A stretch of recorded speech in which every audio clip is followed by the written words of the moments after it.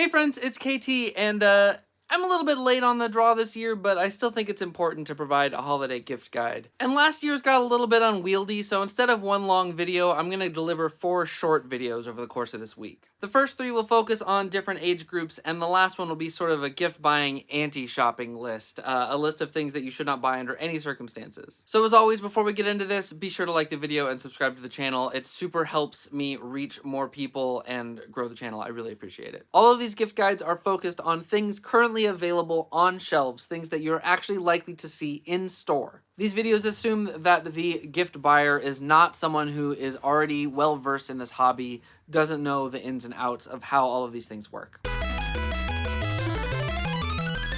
This video is focused on suggestions for older kids and teenagers. We're getting into the territory of more things that use magazines, some things that use batteries, full auto blasters, high capacity blasters, but still things that are generally toys. And I think a really great example of that is the Alpha Auto 72. Now this is made by Busby, it's sold under the Adventure Force brand, it's a Walmart exclusive.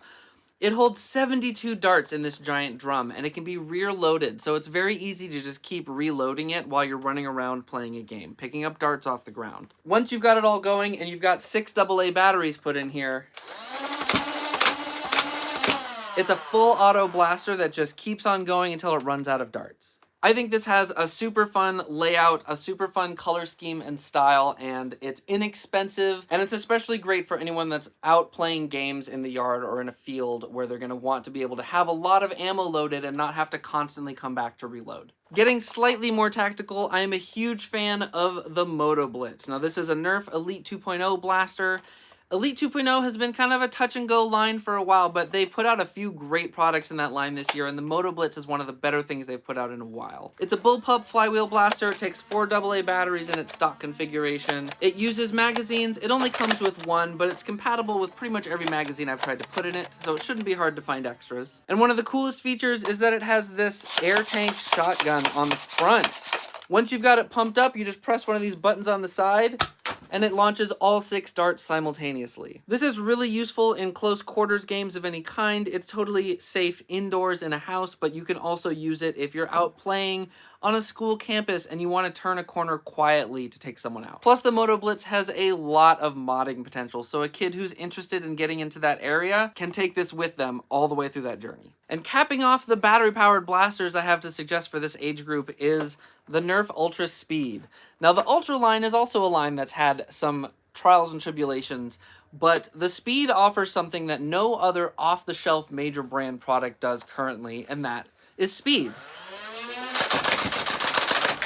That's the kind of rate of fire that you typically only see in hobby blasters, and hobby blasters can go much, much faster than this, but to be able to buy a product off the shelf that can shoot that fast, there's nowhere else to get that. The Ultra Speed is one of these products that I think has made the Ultra line finally viable a few years after it was launched, and I definitely recommend this one. Now, leaving the realm of battery-powered blasters and getting back into licensed stuff, I think that the Fortnite Zesty is one of the most beautiful blasters that's been released in a while. But when it first came out, it had some issues with jamming. Lots of people were reporting this. It disappeared off shelves for a while and seems to have reappeared. I purchased mine out of one of the new batches, and I've had no problems with it, and everyone that I know that has picked one up has also had no problems with it. So now, I'm really happy to recommend this. It's the closest thing to a stalwart blaster, the Retaliator, which has been around for ages. You can't really buy a new Retaliator anymore, but you can buy the Zesty.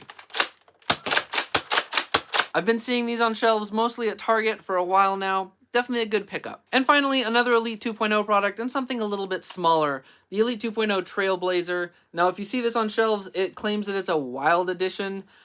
This is the only version of it. There is no other edition. There may be a recolor of it at some point, but it's similar to another classic blaster, the Hammer Shot. The Hammer Prime makes it a great sidearm. It's pretty long, but you can still fit it in a holster or in a cargo pocket. The only caveat is I really only recommend this for right-handed players. The reloading space is on the left side, which makes it easy to shove darts in if you're holding it in your right hand. So if you're either a right-handed player or you're going to be shooting it right-handed, it's great. A couple honorable mentions in this category include the Elite 2.0 Ranger. This is actually one of my favorite options for just a very simple point-and-shoot blaster. The problem is, I haven't seen them on shelves in a while, and I don't know how available they are. They've disappeared from some of the online web stores, but If you can find it, I definitely recommend it. In my testing, it is very accurate. It is reasonably powerful, but still indoor safe. It holds 5 rounds in its smart air restrictor system, which is a very unusual number. Has storage for 5 more down here. It has tactical rails and a stock attachment point.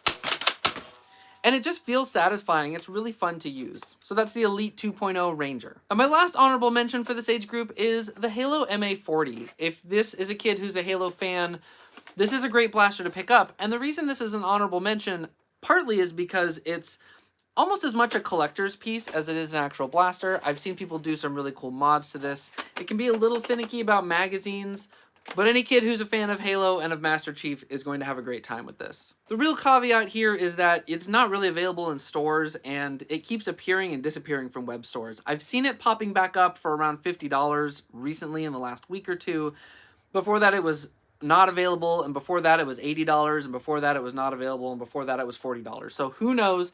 If you have a Halo fan who wants something like this in your life, pick it up while you see it, because I don't know when or if it'll come back. So thanks for checking out this gift buying guide. I hope it's helpful. Be sure to check out all the other gift buying guides. As always, be sure to like the video. If you aren't already subscribed to the channel, please hit that subscribe button. And until next time, I'll see you on the field.